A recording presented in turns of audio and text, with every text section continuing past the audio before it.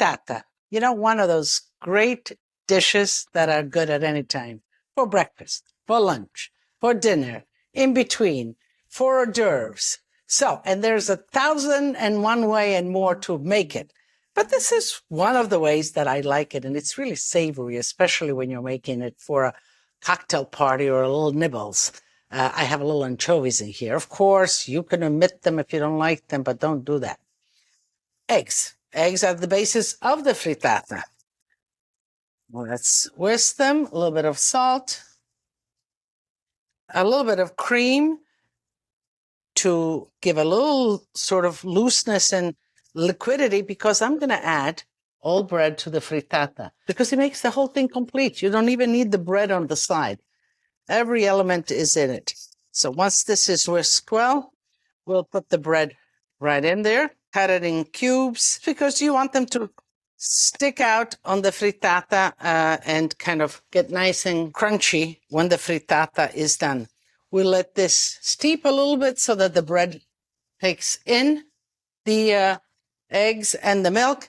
And we'll start with the base of vegetables. So what am I going to put in this frittata? Whatever I have in the refrigerator, but zucchini are nice. You know, zucchinis are good. They're readily available and they're not all that expensive. So half moon size, wash them well first, of course. Let's get the zucchini going. And I'm looking, you know, you have to kind of, you want to gauge. So I have to put the bread in here and some more, maybe a little more. I think that's because also the zucchini, you know, they kind of shrivel when they cook. Let me season the zucchini with a little bit of salt. You want the zucchini to caramelize because that's where they gain their flavor. Once they're under the egg, then if you don't give them that initial flavor, they're kind of poached zucchini. So you want to spend the time to do just that. I will add the onions also. And the scallion. A little bit of cheese. So frittata, you know, frittata brings back so many memories for me. It's the easy meal. My grandmother used to make it all kinds of way. I mean, you think that the anchovies are a little pushing the edge. She used to make it with snails. A frittata with all the onions, and then she would put snails in there. And she would have me go out and collect the snails, but only the little white ones, the ones that were really sealed, but that were on the fennel plant, because those snails ate the fennel, and the flavor of fennel permeated the whole snail. So the frittata was delicious. So snail frittata next time.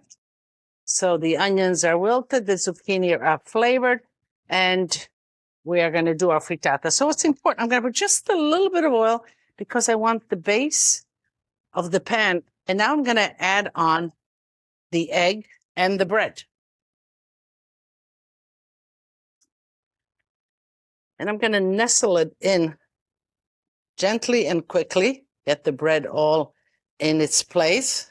I will lower the flame a little bit and let the frittata form a base. While the frittata forms a base, I'm going to get my anchovies, and I will put the anchovies just like a sunflower. And let's put a nice little one right here so it looks just like a flower. In about 15 minutes. In a 400-degree preheated oven, it'll be done. Ah, beautiful frittata done. You see in the oven, gets the top nice and crunchy. It's almost like French toast, but frittata style. The one thing I am telling you, and you got to listen, when you're putting a pan in the oven and you take it out, you got to leave these kitchen towels on before somebody grabs it. And let me tell you, I've done that. So, you know, your hands almost sticks to the pan. So just want to kind of loosen it up because I'm going to slide it here. I could flip it, but it's so beautiful. This is what I want to show. So you see, it's moving. And so off we go. And I'm going to help it a little bit, help it along because it's still hot. So this is the way you can present it on a wooden board like that. Let it cool a little bit before you slice it. Serrated knife. I just can't wait.